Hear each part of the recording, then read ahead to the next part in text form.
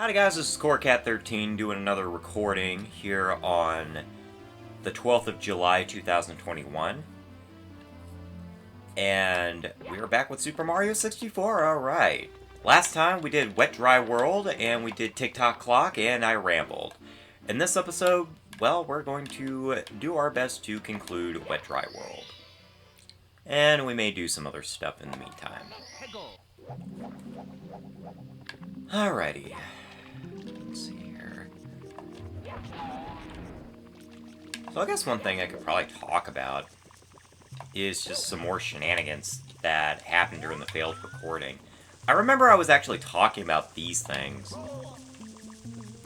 I just love their design. Like, I think it's so ridiculous how they look. Like, look, if you saw their eyeballs, like, why do they have triangular irises? Like, that makes no sense.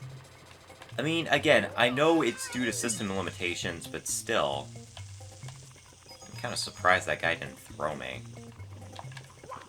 Kind of scary. It's kind of scary, you know? But yeah, I was just kind of going on, like, this huge tangent, like, how I thought it was so ridiculous that they had triangular pupils and stuff, but I don't know. Just kind of looking at them, I guess it kind of makes sense because, you know, there's so many other assets in this early Nintendo 64 game that I guess it probably wouldn't make a whole lot of sense for Nintendo to, you know, make more assets that were around. Plus, it'd be really difficult, you know? Oh, we finally have 60 stars, alright. Finally got up to an even number. I was getting kind of sick of seeing the number 59. It was ugly. I don't like the number 59. It's terrible. It's terrible, man. It's terrible.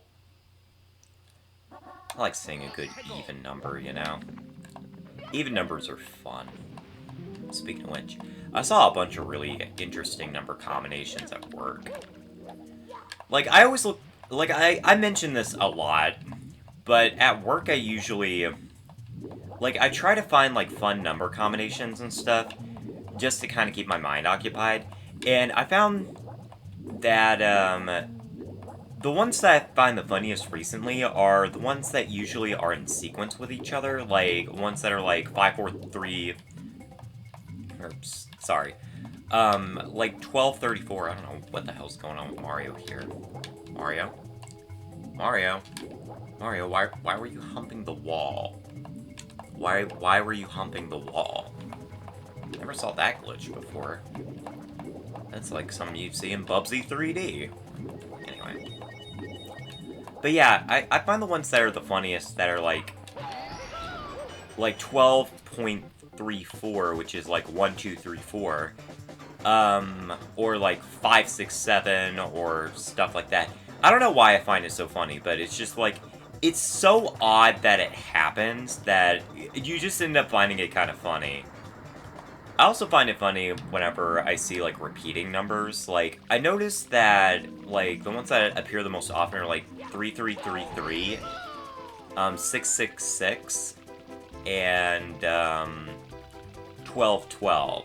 888 also is a pretty recurrent number that I find kind of amusing that it happens, and I had to go activate a switch real fast. Oh well.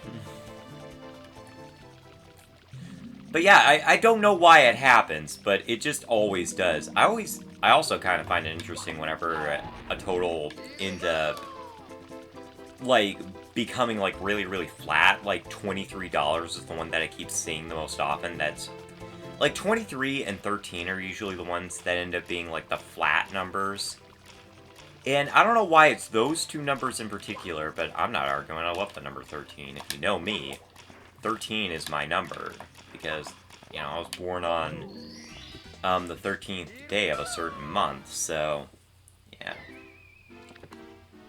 Now, that in particular, that kind of number combination in particular, customers themselves also find kind of interesting because they often say, like, well, I can't do that again.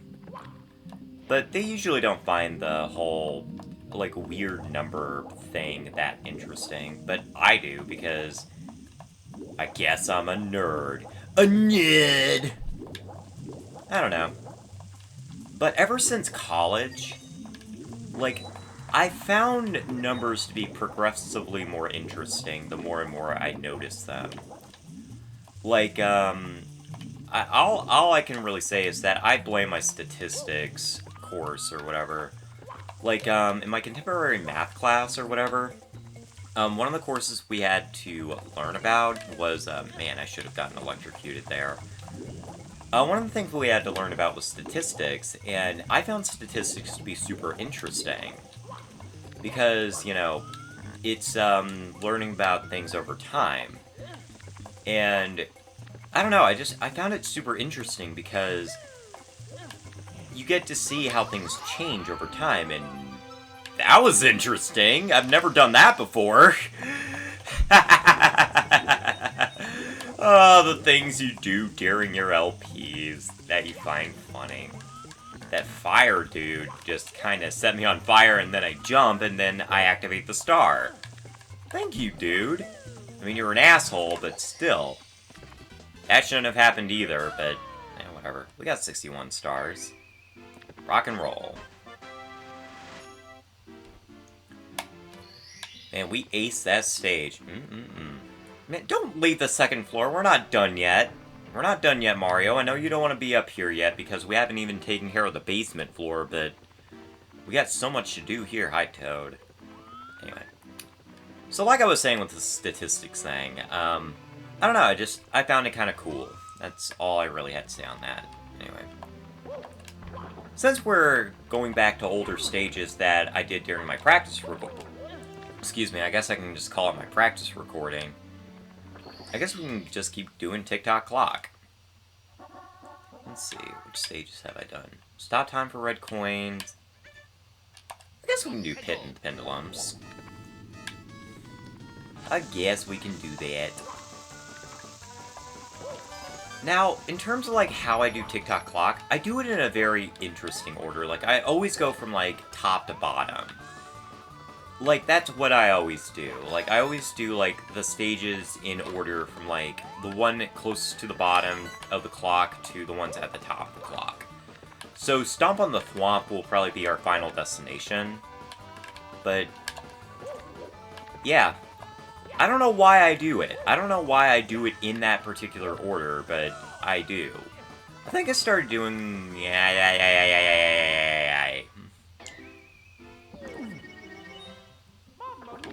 That sucked. I guess I can blame the input lag on that one. Let's try that again.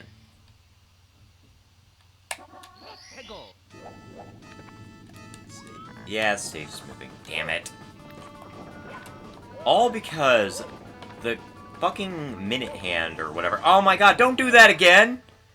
Don't do that again, Mario! What the hell? Man, this is starting to turn into my old recording. There we go. That's what I meant to do, but...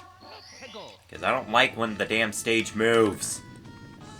Especially whenever I'm recording off of the damn computer, which has input lag, you know? Anyway. As I was saying before I ended up dying, twice, 3 times, maybe, I don't know. I think I started doing that, like... What the fuck was that, Mario? Come on. God, I hate Tick Tock Clock. This place is so easy to fucking fall off of. It's all because of the damn camera. Like, oh my god, he did it again! He did it again! The fuck, Mario? The fuck? We are 10 minutes into this video. Or roughly 10 minutes into the video. Take a breath. Take a breath, girl. Anyway. If I can go, like, 5 seconds without falling off this stupid stage... I started doing the top to bottom, or bottom to top technique while I was playing the DS version. That's all I wanted to say. Mario apparently did not want me to finish that stupid sentence. But yeah, I don't know why I started doing it that way. I guess because this is such a linear obstacle course that it just kind of makes sense to do it from top to bottom. Or, why do I always say that? from bottom to top.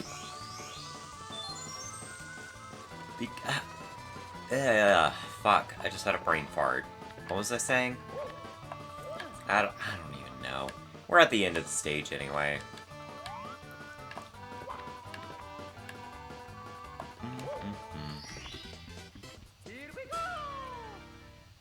Man, I am sorry for that brain fart there. I usually am better at remembering things like, oh, that's a fucking lie. That is a fucking lie. I'm not doing more Tick Tock Clock, because that place sucks. All that because I kept falling off of the pit. I'm going to a different area. This place is pretty fun. Snowman's Land. Or as I used to call it a lot, Snowman's Land. Yeah, man. I mean, now that we're all caught up, unlike the stars that we did backways, we can finally just do this mission. And if you notice, this is a pretty, well, it's an open area, but it's a pretty small area. And this gets into, like, something I really don't like about Mario 64. I don't know. The further in you get into the game, the more and more you just kind of wish you didn't get booted out of the stage, because I don't know, just like, the stages get so linear after a while that it really, they just kind of border on being obstacle courses that just kind of masquerade as open areas. Like, Rainbow Ride is a perfect example of that. Why do you get booted out of the stage? There is no reason you should get booted out of the stage in Rainbow Ride.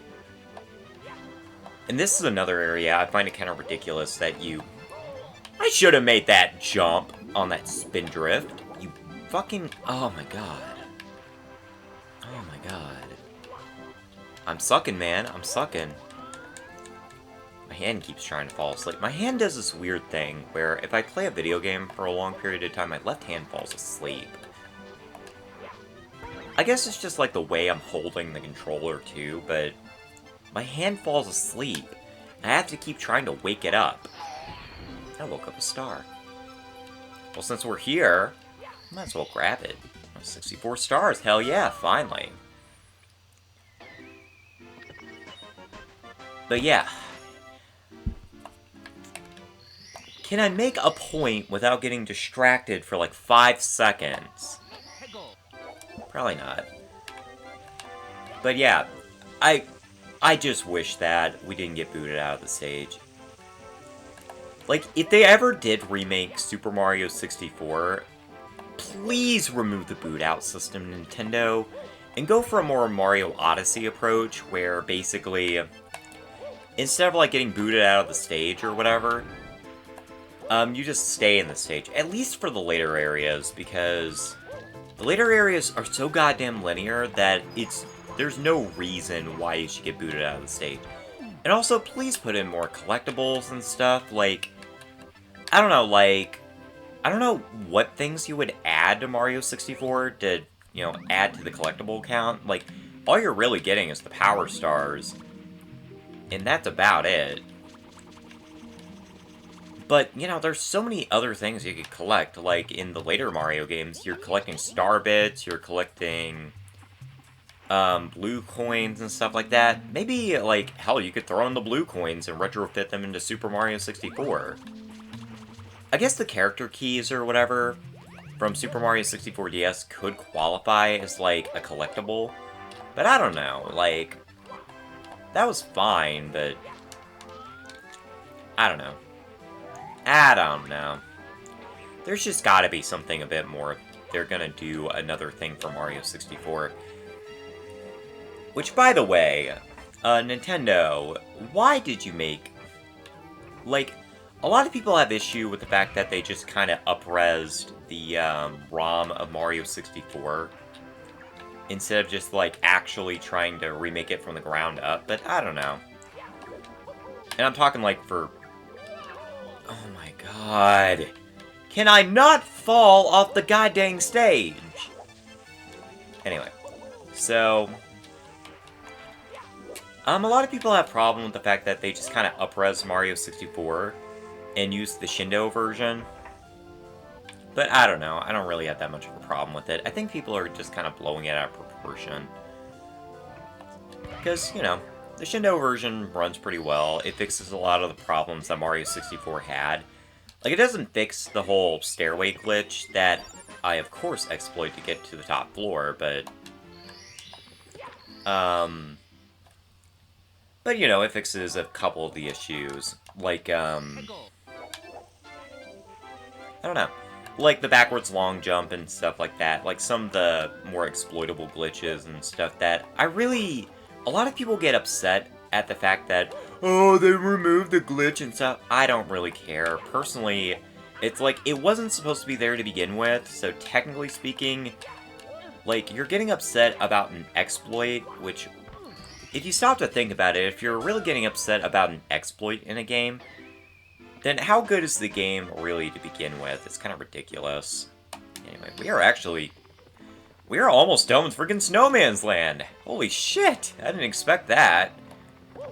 I guess when you finally just kind of start rambling about random shit, you just kind of just keep doing things. Might as well just wrap up Snowman's Land while we have time. Let's go for the red coins. And of course, since we're going after the 8 red coins, we might as well go after the 100 coins, because, you know, that is something that you must do. I see a snowman over there, right? Dude! Dude, get back here! What the hell is that thing, anyway? It looks kind of like a frog. It's definitely one of the weirdest enemies I have ever seen in my life, like the coin coffer. I don't know if that's his official name. I know that's the name of, like, a later enemy that also farts out coins, but that is one of the strangest looking enemies I have ever seen in a Mario game. Like, he's basically just a wallet that jumps around like a frog. It's bizarre. Although one thing that's not bizarre is the fact that Super Mario Logan finally got his channel taken down by Nintendo. Honestly, like, in the early days, I would have said it was a bit ridiculous that they would do that, but nowadays, considering the fact that Logan was making, like, pretty offensive content, you know, that kids would, you know, watch and stuff, yeah, I think it was actually a pretty good call on Nintendo's part. Plus, Logan was just kind of evolving to be kind of a douchebag. So it's just like, the more and more stuff that Logan did, the more you just kind of wanted him to be shut down. And, yeah. I usually am not all for, like, Nintendo shutting down channels and stuff like that, but for something like Logan, who kind of...